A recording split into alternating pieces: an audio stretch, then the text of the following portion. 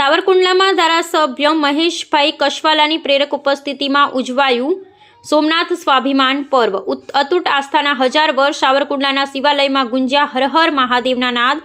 ધારાસભ્ય શ્રી મહેશભાઈ કશવાલાએ કરી લોક કલ્યાણની પ્રાર્થના। સોમનાથના 1000 વર્ષ સાવરકુંડલાના રિદ્ધિ સિદ્ધિનાથ મહાદેવ મંદિરે લઘુરુદ્ર અને મહાઆરતીનું ઉમટ્યું માનવ મહેરામણ। સ્વાભિમાન પર્વમાં ઉમટ્યું માનવ મહેરામણ ધારાસભ્ય મહેશભાઈ, પાલિકા પ્રમુખ મેહુલભાઈ અને શહેર પ્રમુખ અનિરુદ્ધસિંહની આગેવાનીમાં મહાઆરતી યોજાઈ। ભૂદેવાના મંત્રોચ્ચારથી સમગ્ર વિસ્તાર દિવ્ય બન્યો। હજારો ભાવિકોએ લીધો દર્શન પ્રસાદનો લાભ। સાવરકુંડલા શિવ ભક્તિ અને આ સાંસ્કૃતિક અસ્મિતાનો અનોખો સંગમ। સોમનાથ મહાદેવ મંદિરના અખંડ સ્વાભિમાન અને આસ્થાના 1000 વર્ષ પૂર્ણ થવાના ઐતિહાસિક અવસરે સમગ્ર રાજ્યમાં ભક્તિમય ઉજવણી થઈ રહી છે, જે અંતર્ગત સાવરકુંડલા શહેર ભારતીય જનતા પાર્ટી પરિવાર દ્વારા શ્રી રિદ્ધિ સિદ્ધિ નાથ મહાદેવ મંદિર ખાતે શિવ પ્રશ્નાર્થે ભવ્ય લઘુરુદ્ર યજ્ઞ તથા મહાઆરતીનું ભવ્ય આયોજન કરવામાં આવ્યું હતું। આ કાર્યક્રમ સાવરકુંડલા લીલિયા વિધાનસભાના લોકપ્રિય ધારાસભ્ય શ્રી મહેશભાઈ કશવાલાની વિશેષ ઉપસ્થિતિમાં સંપન્ન થયો હતો। શાસ્ત્રોક્ત વિધિ ને ભવ્ય મહાઆરતી કાર્યક્રમના પ્રારંભે સવારથી જ શિવાલયમાં ભૂદેવોના મંત્રોચ્ચાર સાથે લઘુરુદ્ર યજ્ઞની વિધિ શરૂ કરવામાં આવી હતી। હોમ હવન ને શિવ ભક્તિથી સમગ્ર વાતાવરણ દિવ્ય બન્યું હતું। બપોરે 12 કલાકે ધારાસભ્ય શ્રી, ભાજપના અગ્રણીઓ અને ભાવિકોની ઉપસ્થિતિમાં ભગવાન ભોળાનાથની ભવ્ય મહાઆરતી ઉતારવામાં આવી હતી। આ તકે ધારાસભ્ય મહેશભાઈ કશવાલાએ મહાદેવના ચરણોમાં શીશ ઝુકાવી સમગ્ર વિસ્તારની સુખ, શાંતિ અને સમૃદ્ધિ માટે પ્રાર્થના કરી હતી।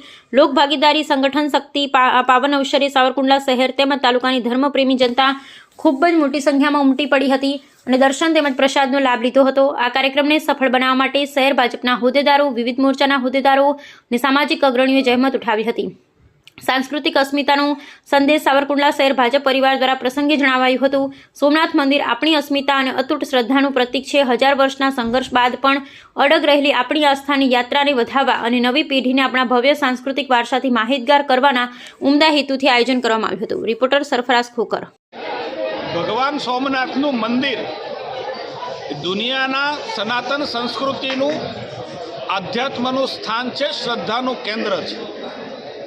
વર્ષો સુધી ઇતિહાસ એનો સાક્ષી છે કે વર્ષો સુધી એના ઉપર આક્રાંતાઓએ આક્રમણ કર્યું છે, લૂંટવાના પ્રયાસ કર્યા છે, પરંતુ મારો ભગવાન શિવ આજે પણ ત્યાં બિરાજમાન છે।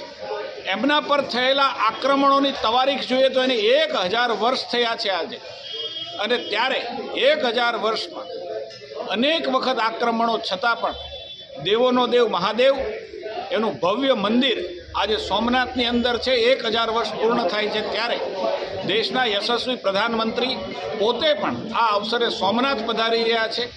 આપણું સૌનું આસ્થાનું કેન્દ્ર છે।